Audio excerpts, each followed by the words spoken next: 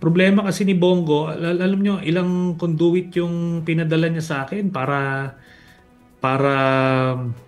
regluhin, para hindi siya isama.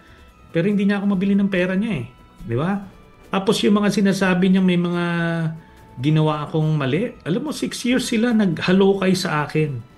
30 cases yung final nila sa akin, mga libel cases, mga harassment cases lang. Ni isang corruption case wala sila nakita sa akin. 'Di ba?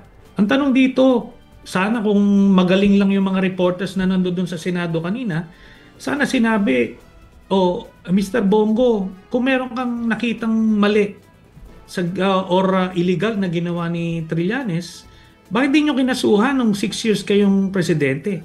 Eh ang ginawa nila sa sobrang desperado nila at wala silang nakitang kaso sa akin, yung pag-cancel na ng amnesty ko ang ginawa. Di ho ba?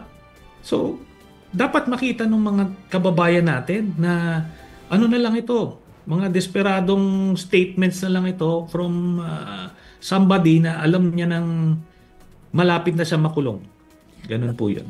Senator, ano pong ibig ninyo sabihin na hindi kayo nabili ng pera? Was there an effort? Was there an initiative to...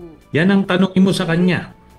Kasi ilang emisaryo pinadala niya sa akin para umatras ako dito. Sabi ko, nako, lalo akong ginaganahan mag-file ng case pag ginaganyan ako. Eh nakaharap siya ng katapat na hindi nabibili ng pera kaya nandito tayo ngayon. Ganun lang yun. At next time kanyo, sabihin niyo sa kanya, kapag hinihingan siya ng reaction, wag naman niya basahin. Di ba? Naman niya basahin, pati yung mga cliche niya, mga quotable quotes, kailangan pang isulat nung staff niya.